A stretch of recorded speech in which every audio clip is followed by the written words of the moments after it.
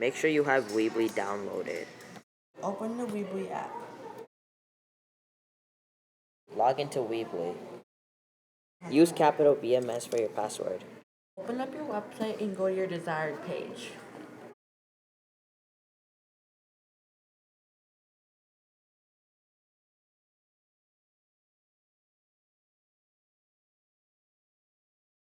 Select the plus button, click the embed code, and place it down.